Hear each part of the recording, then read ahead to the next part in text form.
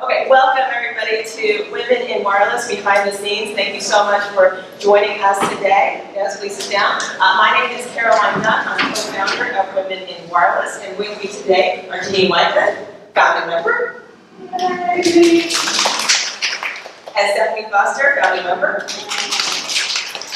And the way I wanted to format this is I wanted to give a presentation about Women in Wireless, why we started it, how we started it, and I did talk about where it came from. I'm going to kind of tell you my story of how I became the co-founder unexpectedly, and then I want to open it up as a panel discussion, and you can ask these lovely ladies anything you want. Yes. Okay, so please follow us on social media. Here is all of our beautiful social media handles. Here we're wirelesstechnologyforum.org. We're womeninwireless.tech. We're womeninwireless.us. I love my domain names. It's awesome. So, so we are on Twitter and Instagram and LinkedIn and Facebook and every social media platform I've ever heard of. Okay. So let me start with my story. Okay, I was the first female president of the Wireless Technology Forum, and this is the real picture. This is me and the board in 2017. And here's the funny part: I didn't even notice I was the only girl. Here's the sad part. So if you look at a lot of people ask me what I'm sure at Georgia Tech. I went to Georgia Tech. I was an electrical engineering major at Georgia Tech. I was one of the 12% of women who made it through the electrical engineering program. And then I went for a master's degree, and I graduated with a master's degree in electrical engineering from Georgia Tech. Just my personal story, I was never sexually harassed at Georgia Tech for being a woman or anything. I don't think people even noticed I was a woman at Georgia Tech. Quite frankly, I never felt like I was treated differently because Georgia Tech is really competitive, and the only thing anybody looked at was my grades. And so nobody cared I was a woman, so I cruised through Georgia Tech, and I came out as an electrical engineer. Yeah, so what am I doing here? So I'm a member of the Wireless Technology Forum. I'll tell you more about Wireless Technology Forum. They've been around for 14 years. And I rose up through the ranks. I became the president. And so being around a bunch of men and not being sexually harassed is normal for me. That isn't, I didn't even notice. And they said to me, Caroline, you're the first female president. I'm like, really? And then they said, oh, we need more women in the Wireless Technology Forum. I'm like, why? Okay, and I didn't understand what was going on. I didn't think we needed a women's organization. I did not, if you had bet me money in 2017 as me doing this, okay, I would have lost, quite frankly, okay? And so, I'm going along, and so, let's see, so yeah, I've been on the board since 2009, I was president in 2016, 2017. 90% of our forum attendees are men. Okay, I looked at the membership, it's 90% men. Okay, when I looked at the numbers spoke for themselves. Okay, I did not realize that. So I started, we kept on talking about we need more women. Why aren't women coming to the Wireless Technology Forum? What's wrong with the Wireless Technology Forum? We can't get women to come. So I started contacting other women's organizations and started trying to meet with them and say, hey, can we partner with you? What can we do where we can work in an ecosystem together? And it dawned on me. So I talked to women in IT, women coaching today. I went on Meetup and looked up every women's organization on Meetup, Society of Lady Makers, and I interviewed people. I interviewed people at TAG. Kara Snow, you know her. She's an officer at TAG now. I interviewed a lot of people about, do we need a women's organization, or how do we, get more women involved? How do we promote more women, especially in product management and these very male gender roles? Because obviously I did not understand, what was going on. And I came to this epiphany about some people want it to happen, some people wish it would happen, and others make it happen. So everybody I interviewed, 100% of the women I interviewed said, yes, we need another women's organization. We need more women in product management. We need more women in technology. Everybody agreed with that. I would say, and then they would say, well, I have kids, I'm busy. I got other things to do, I'm busy. I don't have time to actually help you, Caroline. And I actually had one woman say, Caroline, I need to do all the work, and I need to get promoted, and I'm not going to help you do anything. and that was a hard pill to swallow for me, to sit there and take that, okay? So yeah, everybody wanted it to happen, but I realized I needed a crew. I needed people to make it happen. So the next part of my journey is I met Melissa Sorrentino. And she was willing to make it happen. She was willing to sit down with me and meet with me every week, and she recruited Janine Weinberg. She recruited, so we came up with a code of conduct. We came up with what were the requirements. We came up with founding members, that we needed a posse of 12 women of a core group to make this happen. We had big goals, and we couldn't do it just with the two of us. I knew I couldn't do it by myself. I knew that for sure. I knew I couldn't do it. We needed a core group. How do we recruit a core group? How do we put this together? So we came up with something called founding members, and we also came up with a mission and a vision. We said, okay, if you are bought into this vision and mission, and you want to actively participate, like do stuff, then you can join us and be a founding member, okay? So we came up with the vision. The vision was women helping women, creating that next generation of women. We need more women in product management. We need more women in technology. Everybody agreed to that statement, but we needed to create a movement. So I was asked before, women in wireless, what does that really mean? Okay, the mission is to connect, inspire, and empower women thought leaders in the industry. And what is the industry? What is the wireless industry? It includes innovative technology, IoT, mobile, augmented reality, virtual reality, smart city, cybersecurity, health tech, fintech, retail tech, big data, wearables, video, and digital media. Okay, so anything you can do without the wire. Technology, really. And we needed to do it as part of the Wireless Technology Forum. Okay, so I was president of the Wireless Technology Forum. We've been around for 14 years now. We are a content-driven strategy organization. We are a nonprofit 501c6 organization that's recognized by the state of Georgia. We have paid individual members, 11 meetings per year. Our crown jewel is our 4,000 plus email opt-ins. 4,000, in 14 years, we've collected over 4,000 email addresses of people who want us to email them about what we're doing. Opt-in. We get about 100 attendees per meeting. We did 11 general sessions when I was president.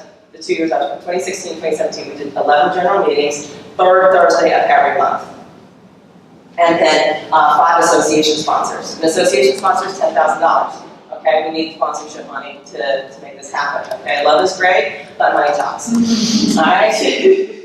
So at the end of the day, I showed you the first picture. We were a boys' club. I was president. It turned out I was president of a boys' club, but they didn't want to be a boys' club. Okay, that was just the lot they found themselves in, being in a technology world, and they wanted to make a change, and they really encouraged me to make that change. They really pushed me into, hey, Caroline, we support women in wireless. We want to do women in wireless.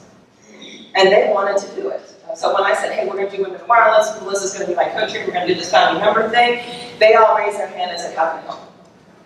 What can we do? So yeah, I was a female co-president in 2015. I was president 2016, 2017. 12 male board members. You saw that picture. And we're in the black. After 14 years, and we do all these sponsorships. We don't owe anybody any money. We've built up that war chest, and that's huge because you don't want to go into something and say, "Hi, Janine. Hi, Stephanie. I really need you to volunteer. We don't have any money. We don't, and we're but no, we're real. We're real." So the next hurdle I felt like we had to overcome in terms of being professional women, in terms of being recognized by the men. So truthfully, me being by myself as the only female board member is not bad, quite honestly. Because when you're the only female in a room, they don't see you as a female. They see you for you. They knew who I was.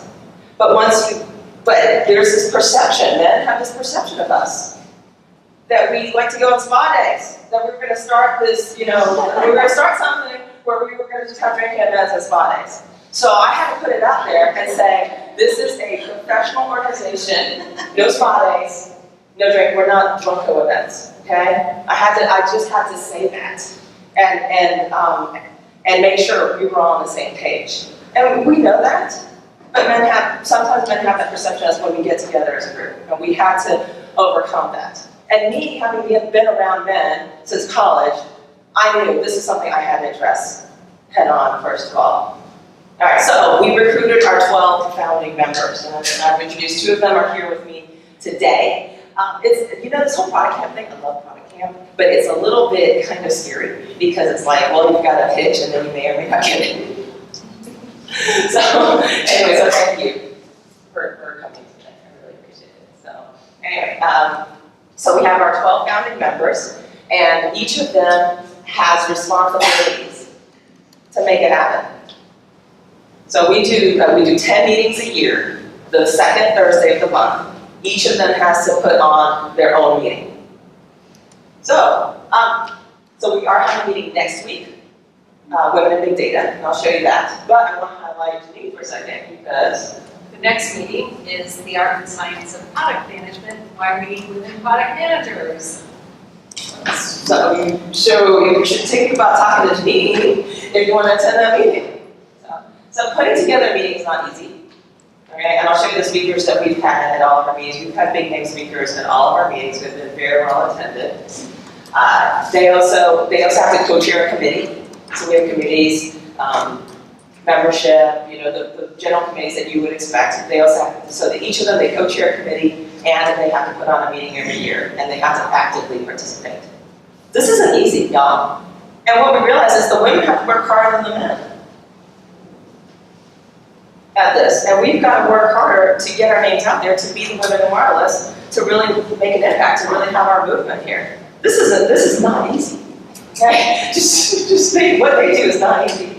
All right. So I did mention this morning in my pitch that we do STEM workshops. So they are sponsored by our sponsor GSMA. The first STEM workshop we did was on March 24th, and there were 13 girls, middle school and high school girls that attended. Each of them had to build a Google Home in one day. They also had to present their Google Home. They also had to do a talent show in one day. Each of them had to work on their they not only work on their technical skills, they had to work on their presentation skills. And it's fully funded by GSMA, and they get to take the object that they made, that computer that they made home with them at the end of the day. And so this is a very expensive project that we're doing. That's why I said, so GSMA, they went and they maxed out all their credit cards, and I said, well, let's start small. I was like, okay, here's what we do. We start really small. Okay, let's buy 25 kits, okay, and here's how much each kit is. They're $100 a kit, by the way. And let's do this, and let's do that. Let's just buy enough for our little workshop here. They were like, no, I bought 60 kits.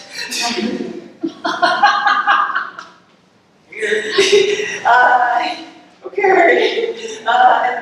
So that was our first project. We kind of learned from that project. So they did that. So then June 30th, we had our second workshop. They bought 25 Kano computers. They retail $250 a piece. And each girl had to assemble a computer, code it. They had to do a coding project that day, and they had to present their individual project that afternoon for parents and teachers and everybody else. And yes, and they got to take their $250 computer home with them. Do you have their resumes?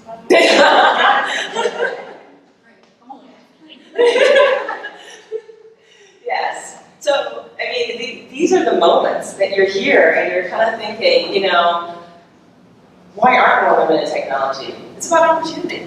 It's about money. No. Okay, so like I said, our next meeting is September 13th, Women in Big Data, and we've got LinkedIn coming, we've got Home Depot, Equifax, Comcast, and we have We get big name speakers every meeting. And these are all interactive panel discussions. We are a content-first strategy organization.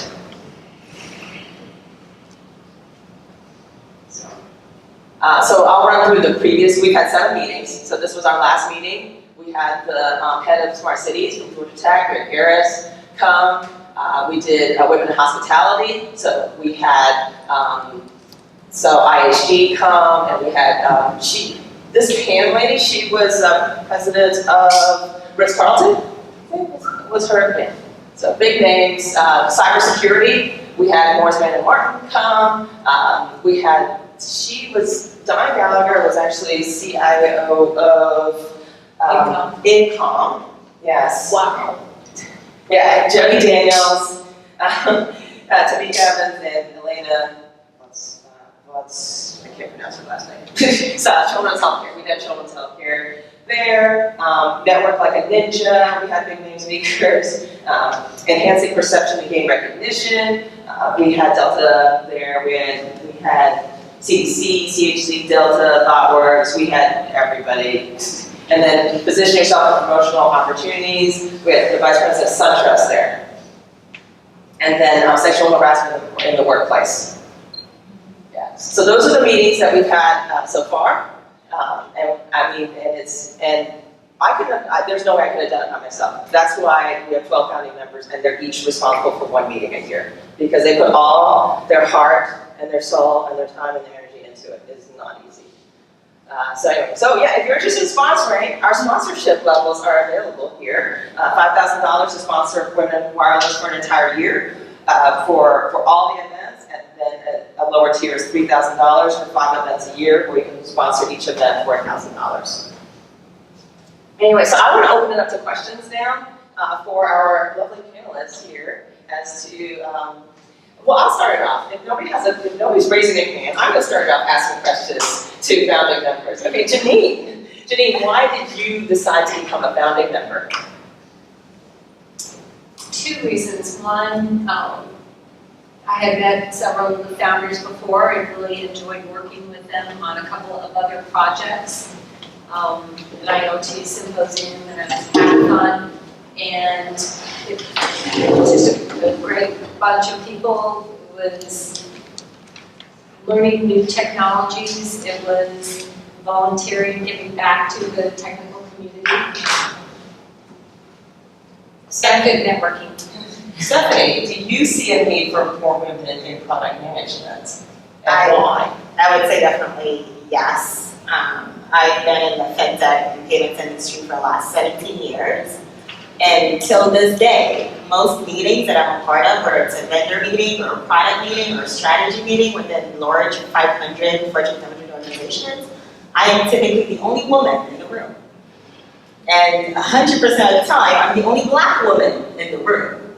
And it hasn't changed in 17 years. I just started a new job, and it's the same cycle. So my goal as a future leader in fintech is to encourage more women to be product managers or to work in technology, whether it's fintech or payments or AR, VR, and all of that. So one of the reasons why I joined, actually through Janine, I've been attending the meetings all year, and a couple of weeks ago, there was a call out for new founding members to help build up the organization, and a friend nominated me, and I said, yes, I'm married, I have 2 kids, 4 years old and 2 years old, I work full time, I volunteer all over Atlanta, but this is something that I'm very passionate about. So I see a need for more women, more Black women, more young women in tech, so it's fun. All right, So how do you guys keep yourselves motivated? Because I know everybody's super busy, and I know a lot of times I get home from work and I'm like, I'm gonna go put on my sweatpants and eat these Oreos and play a video game. So how do you guys keep yourselves motivated and keep going? Because you're all very highly motivated. It's amazing, and I would love to know how to. Janine, start us off. I look forward to seeing people there. I look forward to meeting people. I'm a membership chair, so I get to welcome everybody when they walk in the door, and just the amazing talent that comes in the door and willing to share and It's a lot like Product Camp, but I've been volunteering now with Product Camp for several years. But it's kind of the same thing. It's talented people willing to share and people willing to learn. I can take a stab at that too. So mine is purely circumstantial. I worked for one company for 16 years, and I focused on my job and what I did every day and the people that I interacted with until I lost my job. And I had to put myself out there and network and meet people to find my next opportunity. I was new to Atlanta, I don't know anybody. I had to push myself to go out there, and that's how I met Janine, and then networking about a year ago. But even though now that I've landed and I have a new job, I think it's important for me to continue networking and build those relationships because I don't know what's going to happen in the future. And I also want to be able to pay it forward and help somebody else like they helped me reach where I am today. So it's about motivation, networking, and staying on top of what's happening in the industry. You. I'd love if anyone would paint a picture of maybe what your life and your work was before joining the organization and how you benefited, maybe what you're working on now. So Steffi just said that she's now working again. I'm actually in transition. This all happened while I was in transition, so it did give me a little bit extra time to kind of load up my plate a little bit more than I had when I was working.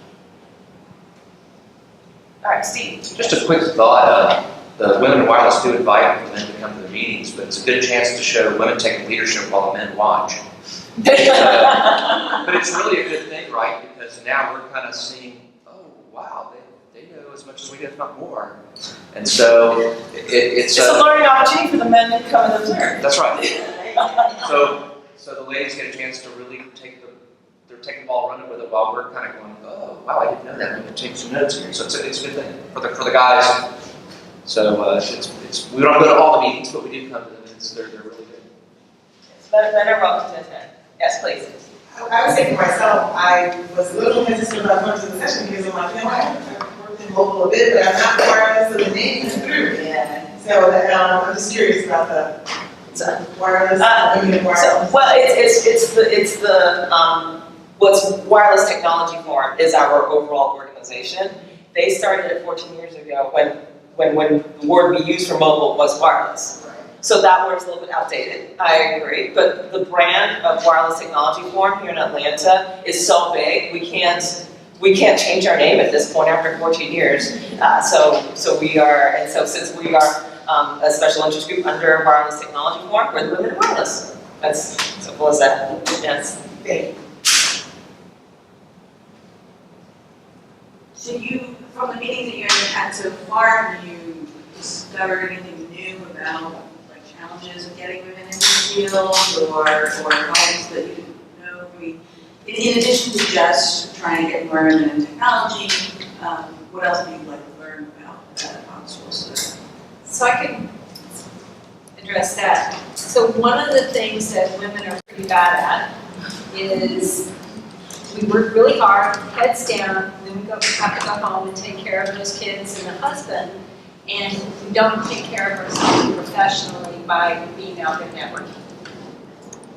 And in today's job market and the gig economy, speaking from experience, if you're not out there, then you're at a disadvantage when you go to look for your next position. I'm trying to think back at all the sessions that I've attended, and I know one thing that stood out for me is how a lot of times women hesitate to ask for what we want.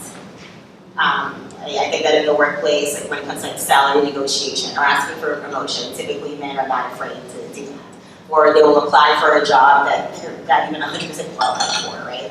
Whereas as females, we make sure that, okay, I need to fit like all 10 bullet points where I want to apply because I don't qualify. So just going to a lot of these panel discussions, you learn about what not to do or how to increase your confidence. And I'll give an example. I'm working on a new project now for this product that I've been building, and came to my attention that I'm a product manager, I'm new to this role, new to this company, I'm building a new project, and I'm doing 100% of the work. There are other teams that have access to project managers or program managers that provide support. So I was like, hey, I'm gonna walk up to the leaders and say, I could use some extra support in this project, and this is why I deserve some additional resources. And I went, I asked, and I got it. But had I not gotten so I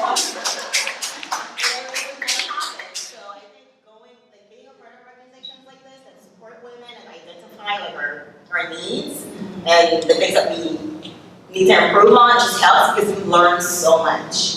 And it's twice a month, right? We have the Wireless Technology Forum events, and you have the Women in Wireless specific events where you go and it's a relaxing environment afterward. You meet new people, you network, and you learn something new that can help you in your career. You get back to work the next day and apply what you learned the night before. So it's totally worth it to me. You haven't mentioned the mentoring program. Oh, yes, that's an upcoming slide here. Yes, we're starting a mentorship program right now.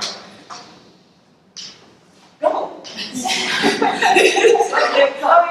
here's the overarching thing about me and Women in Wireless, okay? It's your idea, you make it happen. Okay, so Janine, speak. So realize how important, especially for women, mentors are. So we're starting a mentor-mentee program, and as a member of the Women in Wireless, so when you actually sign up and pay your dues, then you can sign up to be either a mentor or a mentee of someone else in the group. And you have signed up to be a... Not yet. So if you want to talk to Janine after this meeting and ask her to be your mentor or mentee, she's open. Yes. Yeah, there we go. Stephanie, you will sign up to be a both. I'm open to mentoring a younger product manager. I'm also looking for leadership mentorship as well because I want to continue to climb in my career. So Perfect, thank you. And then we do have a premier sponsor. LinkedIn is our premier sponsor, and our executive sponsor is Icarus too. Yes, question. How long does the mentoring go on for? Right now we're piloting the program, so I think we're collecting applications now. We're going to pair everybody at the end of the year, and we're going to start January, and it's going to go through the 2019 thing. What are you waiting for? Is there now? I'm waiting for people to sign up. I'm waiting for people to step up. If it's your idea, make it happen.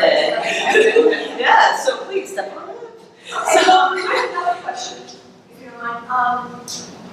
With all the resources in town in Atlanta, not just corporate businesses, but also the colleges here. Are any of the colleges here, I mean, Emory, Georgia Tech, et cetera, et cetera, et cetera, are any of them partnering with you, with the organization to provide money, to provide maybe meeting space, to provide participation maybe in providing workshops or whatever that would be a nice partnership?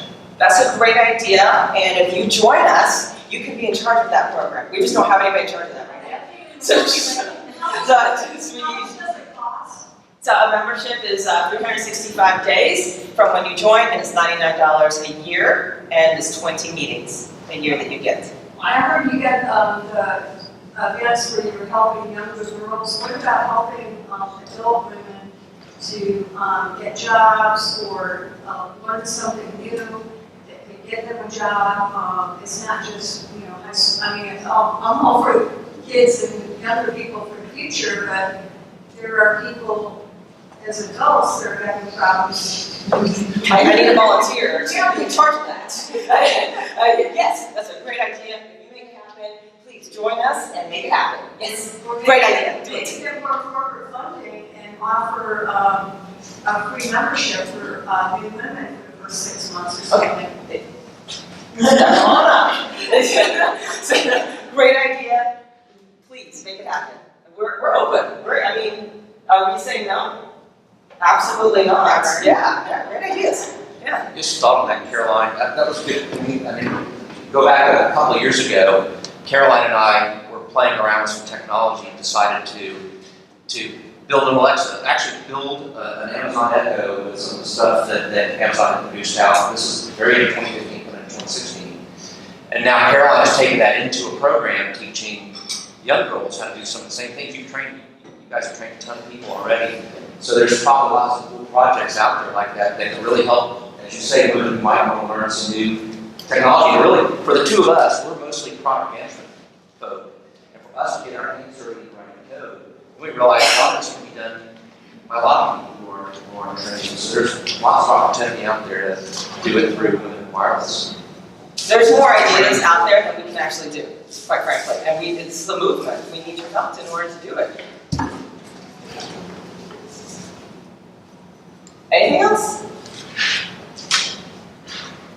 So no hard questions. No, like. Do you have, as a group, do you do like 6 months or 1 year, like future plans to put things on, ideas on the board and say, this is what we'd like to do, let's figure it out, we want to, which projects or things you want to do to further our mission in helping women, and put some things on the calendar, make it happen? Do you like annual scheduling? Actually, we're doing that 3 weeks from now. Yes, we are. And we have a weekly, Cadence call. They have to meet the founding members have to meet every week, which is a lot. It's a lot to ask, okay? I totally admit that. It's, the men don't even meet that often. But as you get more women involved, it might become less of a consuming as you grow an organization, you get more people. That's what we're hoping for. Yes, yes. Okay, yes. So who's signing up today? Yes, absolutely right. Any other questions, comments? Otherwise, we'll end the session and we'll say thank you so much for coming and please do join us.